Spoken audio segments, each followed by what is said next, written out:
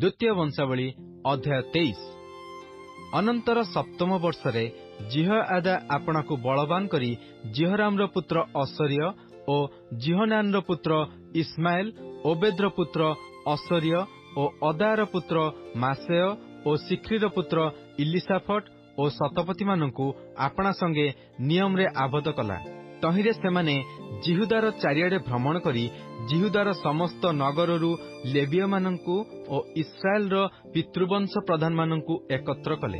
तहु सेमाने जेरुसालेम को आसिले। ए उतारे समग्र समाज परमेश्वरक गृहरे राजांक संगे नियम कले। पुणी जिहोआदा सेमानकु कहिला, देख दाऊदंकर संतानगण विषय सदाप्रभु जहा कहिअछंती तद अनुसारे राजपुत्र राज्य करिवे। तुमे माने एही कर्म करिवो। तुमମାନଙ୍କ ମଧ୍ୟରୁ ଯେଉଁ ଯାଜକମାନେ ଓ ଲେବୀୟମାନେ ବିଶ୍ରାମ ବାରରେ ଆସନ୍ତି ସେମାନଙ୍କର ତୃତୀୟାଂଶ ଦ୍ୱାରପାଳ ହେବେ ଓ ତୃତୀୟାଂଶ ରାଜଗୃହରେ ରହିବେ ଓ ତୃତୀୟାଂଶ ଭିତ୍ତିମୂଳ ଦ୍ୱାରରେ ରହିବେ। ଆଉ ସମଗ୍ର ଲୋକ ସଦାପ୍ରଭୁଙ୍କ ଗୃହର ନାନା ପ୍ରାଙ୍ଗଣରେ ରହିବେ। ମାତ୍ର ଯାଜକମାନଙ୍କର ଓ ପରିଚର୍ଯ୍ୟାକାରୀ ଲେବୀୟମାନଙ୍କର ଛଡ଼ା ଆଉ କାହାକୁ ସଦାପ୍ରଭୁଙ୍କ ଗୃହରେ ପ୍ରବେଶ କରିବାକୁ ଦିଅ ନାହିଁ। ସେମାନେ ପବିତ୍ର, ଏଥିପାଇଁ ସେମାନେ ପ୍ରବେଶ କରିବେ। ମାତ୍ର ସମଗ୍ର ଲୋକ ସଦାପ୍ରଭୁଙ୍କ ରକ୍ଷଣୀୟ ରକ୍ଷା କରିବେ। ପୁଣି ଲେବୀୟମାନଙ୍କର ପ୍ରତ୍ୟେକେ ଆପଣା ଆପଣା ହାତରେ ଆପଣା ଆପଣା ଅସ୍ତ୍ର ଧରି ରାଜାଙ୍କୁ ଚତୁର୍ଦିଗରେ ବେଷ୍ଟନ କରିବେ। ଆଉ ଯେ କେହି ଗୃହ ଭିତରକୁ ଆସେ ସେ ହତ ହେଉ। ପୁଣି ରାଜା ଭିତରକୁ ଆସିବା ବେଳେ ଓ ବାହାରକୁ ଯିବା ବେଳେ ତୁମେମାନେ ତାଙ୍କ ସଙ୍ଗେ ଥାଅ। ତହୁ ଲେବୀୟମାନେ ଓ ସମଗ୍ର ଜିହୁଦା ଜିହୋଆଦା ଯାଜକର ଆଜ୍ଞା ପ୍ରମାଣେ ସମସ୍ତ କର୍ମ କଲେ।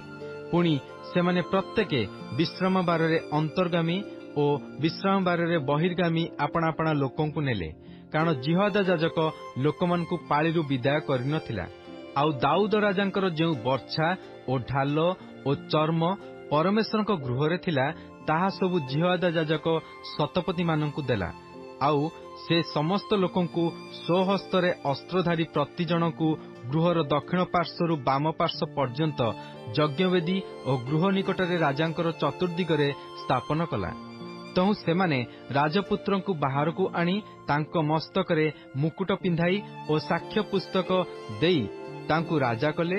ପୁଣି ଜିହୋଆଦା ଓ ତାହାର ପୁତ୍ରମାନେ ତାଙ୍କୁ ଅଭିଷେକ କଲେ। ତହୁ ସେମାନେ କହିଲେ, ରାଜା ଚିରଜୀବୀ ହୁଅନ୍ତୁ। ଏଥିରେ ଅଥଲିଆ ଲୋକମାନଙ୍କ ଦୌଡ଼ା ଦୌଡ଼ିର ଓ ରାଜାଙ୍କର ପ୍ରଶଂସା କରିବାର କୋଳାହଳ ଶୁଣି ସଦାପ୍ରଭୁଙ୍କ ଗୃହକୁ ଲୋକମାନଙ୍କ କତିକି ଆସିଲେ।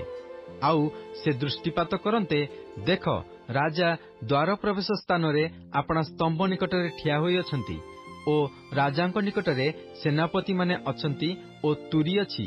ପୁଣି ଦେଶର ସମଗ୍ର ଲୋକ ଆନନ୍ଦ କରୁଅଛନ୍ତି ଓ ତୁରୀ ବଜାଉଅଛନ୍ତି। ମଧ୍ୟ ଗାୟକମାନେ ବାଦ୍ୟଯନ୍ତ୍ର ବଜାଇ ପ୍ରଶଂସା ଗାନ କରୁଅଛନ୍ତି। ଏଥିରେ ଅଥଲିଆ ଆପଣା ବସ୍ତ୍ର ଚିରି ରାଜଦ୍ରୋହ ରାଜଦ୍ରୋହ ବୋଲି ଡାକ ପକାଇଲେ। ତହିଁରେ ଜିହୋଆଦା ଯାଜକ ସୈନ୍ୟ ଉପରେ ନିଯୁକ୍ତ ଶତପତିମାନଙ୍କୁ ବାହାରକୁ ଆଣି କହିଲା, ସୈନ୍ୟ ଶ୍ରେଣୀ ମଧ୍ୟ ଦେଇ ଏହାକୁ ବାହାରକୁ ନେଇଯାଅ ଓ ଯେ କେହି ତାହାର ପଶ୍ଚାତଗାମୀ ହୁଏ ସେ ଖଡ୍ଗରେ ହତ ହେଉ। କାରଣ ଯାଜକ କହିଲା, ସଦାପ୍ରଭୁଙ୍କ ଗୃହ ଭିତରେ ତାହାକୁ ବଧ ନ କର। ତେଣୁ ଲୋକମାନେ ତାଙ୍କ ପାଇଁ ପଥ ଛାଡ଼ନ୍ତେ ସେ ରାଜଗୃହର ଅଶ୍ୱଦ୍ୱାରର ପ୍ରବେଶ ସ୍ଥାନକୁ ଗଲେ। ଆଉ ସେଠାରେ ସେମାନେ ତାଙ୍କୁ ବଧ କଲେ।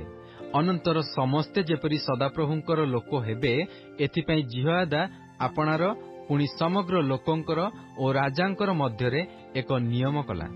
ଏ ଉତ୍ତାରେ ସମଗ୍ର ଲୋକ ବାଲ୍ ମନ୍ଦିରକୁ ଯାଇ ତାହା ଭାଙ୍ଗି ପକାଇଲେ। ସେମାନେ ତାହାର ଯଜ୍ଞବେଦୀ ଓ ପ୍ରତିମା ସବୁ ଚୂର୍ଣ୍ଣ କଲେ ଓ ଯଜ୍ଞବେଦୀ ସମ୍ମୁଖରେ ବାଲ୍ର ଯାଜକ ମତନକୁ ବଧ କଲେ।